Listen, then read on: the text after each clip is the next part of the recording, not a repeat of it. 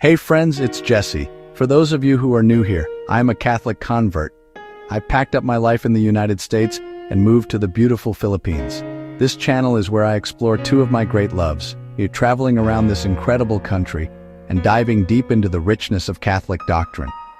It's a journey of faith, adventure, and lots of learning, and I'm so glad you're here. Today, we're looking at saints as unlikely life coaches. Short, holy, surprisingly practical. 10 lessons in about 10 minutes. Let's get started. Let's start with one of the most famous flops in all of Scripture, the man who would become Saint Peter. Before he was the rock of the church, he was just Simon, a fisherman known for his impulsive, passionate, and sometimes deeply flawed humanity. He was the first to declare Jesus as the Messiah, but his journey shows us that even the strongest faith can be tested. In Jesus' most desperate hour, Peter crumbles under pressure. He denies even knowing Jesus not once, not twice, but 3 agonizing times. It's a catastrophic failure of courage, a public and painful betrayal of his closest friend and Lord. In today's terms, it's like accidentally hitting reply all with your spiciest, most career-ending take to the entire company, including the CEO. It's a moment of pure, gut-wrenching regret, the kind you think you can never come back from. And Peter is devastated, weeping bitterly over his failure. But the story doesn't end there. After the resurrection, Jesus finds Peter and gives him a chance for redemption. He asks a simple question: "Simon, son of John, do you love me?" He asks this 3 times, a direct echo of Peter's 3 denials. It's not a scolding, but an invitation. With each, "Yes, Lord, you know that I love you," Peter's failure is transformed. The shame of his denial is washed away by the grace of forgiveness. His painful memory becomes the foundation for a profound humility and a new kind of strength, one rooted not in his own power, but in God's mercy. This transformed Peter goes from hiding in a locked room to preaching boldly in the streets of Jerusalem. On the day of Pentecost, his first sermon leads to the conversion of thousands. He becomes the fearless leader Jesus called him to be. He's the original oops to hero story. So, what's the lesson for us? Lesson 1. Your comeback, fueled by mercy, is always greater than your mistake. True courage isn't about never falling or failing. It's about having the humility to get back up, accept forgiveness, and take the next step forward in faith. Now, let's look at a different kind of courage, not bouncing back from a personal failure, but standing up to public power. Next up, St. Ambrose of Milan. He was a governor turned bishop, a man who became a professional backbone for the church. Ambrose's defining moment came when he publicly barred the Roman Emperor Theodosius from entering the church and receiving communion. Why? Because the emperor had ordered a brutal massacre of thousands of civilians in Thessalonica. Ambrose was horrified by this abuse of power. This wasn't just like arguing with your boss in a meeting. This was telling the most powerful man in the world to his face that God's law of justice and mercy outranks imperial authority. He was making it clear that no one, not even an emperor, is above moral accountability. Ambrose's message was radical.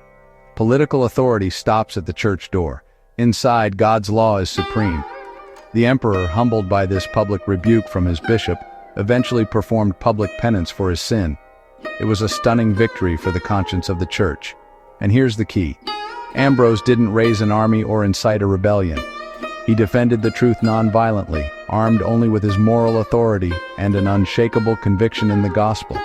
His courage was quiet, firm, and profoundly effective. Lesson 2 is this: stand firm for what is right, especially when it's inconvenient, unpopular, or even dangerous. We are all called to be people of integrity, to speak truth with love, and to refuse to be silent in the face of injustice. This means we must allow our conscience to be well formed by faith and reason, and then have the courage to follow it, regardless of the personal or professional cost. That is the legacy of St. Ambrose. Our next guide takes us from the noise of public battles to the quiet desperation of an interior war. This is the story of St. Augustine of Hippo. He was a man of staggering intellect, a brilliant and restless soul, chasing fulfillment in worldly success, in fleeting pleasures, and in every philosophical idea he could find. He famously wrote, Our hearts are restless until they rest in you. This wasn't just a poetic line, it was the lived, aching reality of his youth. He tried everything the world offered, but the hunger in his soul only grew. Then, in a garden at his breaking point, he hears a child's voice chanting, "Tolle lege," take and read. He picks up the scriptures and the pieces of his fragmented life finally click into place.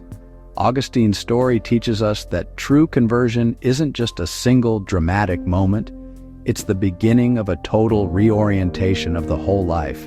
It's a daily turning of the heart, mind, and will toward God. His lesson for us is profound.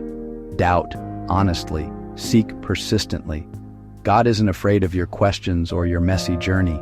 In fact, he meets the honest, searching heart right where it is. So, what part of your life is God inviting you to reorient today? Now let's journey forward several centuries to meet a different kind of spiritual warrior. St. Thomas Aquinas, the gentle giant of intellectual courage. In his day, the lost works of the philosopher Aristotle were rediscovered, flooding Europe with brilliant non-Christian thinking. Some in the church panicked, seeing it as a threat, but not Aquinas. His foundational conviction was simple and unshakable. All truth is God's truth, no matter where you find it. He taught that faith and reason aren't enemies locked in combat. They are like two wings on the same bird, both necessary to soar toward the light of ultimate truth. One without the other leaves us grounded. His method was revolutionary in its intellectual hospitality. In his great work, the Summa Theologiae, he doesn't just dismiss his opponents. He first states their objections as fairly and strongly as possible, often better than they could themselves. Only then does he offer his own answer with breathtaking clarity and charity. The lesson? Truth fears no honest question. So study, ask, and learn. For Aquinas, thinking is a form of worship when it's done in humility and love. A thinking faith doesn't lead you away from God. It takes you deeper into the mystery and grandeur of his truth. So, train the mind, steady the heart, and then go love the world. Ask the hard questions and trust the giver of all reason. From a quiet town comes the bravest yes, the Virgin Mary. She's confused, afraid, asks, "How can this be?" Her fiat isn't passive, it's courageous trust. She flees in danger, still yes. She searches and keeps trusting, still yes. At the cross, she remains, silent, brave, present. Lesson 5. Courage and surrender and faithful presence. I don't understand, I'm afraid, but I trust you. Stay with the suffering. Often love needs no words. Her quiet yes still ripples through history. When life is confusing or painful, choose the humble yes and remain. Mary's courage, an anchor in the storm. Pope St. Leo the Great, shepherd during collapse. He meets Attila unarmed, and Rome is spared. Later, he limits destruction, calm courage at work. Lesson 6.